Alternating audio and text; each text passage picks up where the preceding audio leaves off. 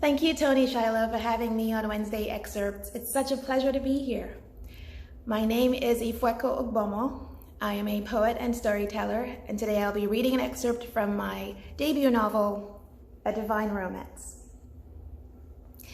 It's biblical fiction, a retelling of a Joseph story, primarily through the perspective of the woman whom the Bible tells us became his wife. So, arranged marriage, she's very upset about it, doesn't know much about him.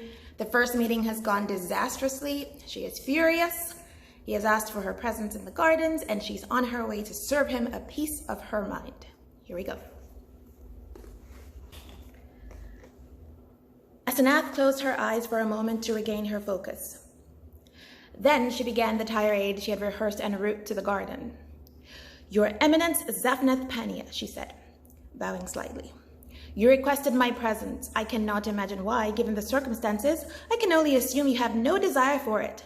Surely you know I am Asenath, gift of Ra, daughter of Potipharah, high priest of Heliopolis, and the most stunning creature upon which my eyes have ever lain," he said with an unblinking gaze. Taking aback, she paused. Did he just call me stunning? "I must beg your pardon for my behavior earlier, my lady. I meant no slight. I shall provide what I hope is a satisfactory explanation in time, as you rightly deserve one. But if you would kindly make do with my apologies for now, and honor me with your company tonight, I would be most grateful." Surely I misunderstand him. My company? You see, I would like to get to know you a little better first. No facades, no servants, no obligations, just a man and a woman taking a leisurely stroll. He reached out his right hand in invitation with his palm facing upwards. "Please?" A stroll? This is one peculiar man. Thoroughly perplexed, Asenath reminded herself that she was a daughter of a noble, and nobility was nothing if not well-mannered. She placed her left palm in his right, and they began to walk.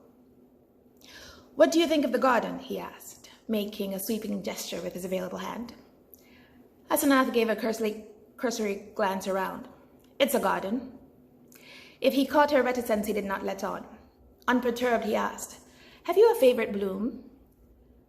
"You're a diviner, you tell me," she retorted. The broad smile he flashed revealed an impeccable set of shiny teeth. "I see you've heard stories about me, as have I about you. Life has taught me no echo can ever be as trustworthy as the original sound. Therefore, I would prefer to hear about the daughter of Potipharah from her radiant self." "I see. Handsome, charming, and spouting proverbs. Naima would love him. You may ask what you will on one condition, and that is, you answer two questions first. You have my ears. What were you doing back there on your knee? Honestly? You said no facades, as I recall." "Praying," he said simply. "Praying," she said with a surprised laugh. "To which god? I saw no statue. I smelled no incense." "To the invisible god." "Invisible? Surely he jests, but I can play along. And what do you call this invisible god?" "He has no name," he shrugged. "An invisible god with no name. Interesting. He is out of his mind. That explains a lot." He laughed from his belly. It was a rich, infectious sound, and she found herself smiling ever so slightly. "And your second question?" he asked, still smiling. "Why have you chosen a residence here outside the palace walls?" An intriguing inquiry. Viziers do typically live within the palace walls. Hence my question. "I want to come home to tranquility and a sense of freedom. With its massive walls and incessant activity, the palace can sometimes feel almost suffocating?" she asked. He gave her a surprised look. "Precisely. I'm very averse to the feeling." "So am I." "I hope being housed outside the palace walls does not displease you."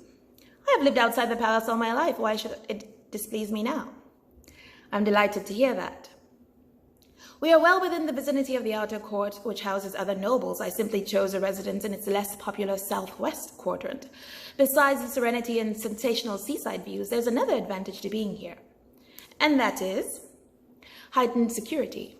The military encampment guarding the south gate is a handbreadth away, and the other residences in this area house the highest-ranking military officials." This man is no fool. "Good to know," she said. "Speaking of things to know," he said lightly, "may I ask my questions now?" "Certainly. I'm curious about what it is you do not already know. Well, first, and do not think me frivolous for asking this, but your fragrance, it is sweet yet unique. What is it? You could inquire about anything and that is your question? My first one. I thought we might start with something simple. Fascinating.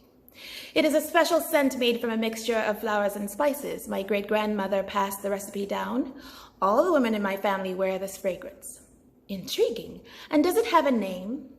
I was never told, but I call it Enigma. An apt moniker.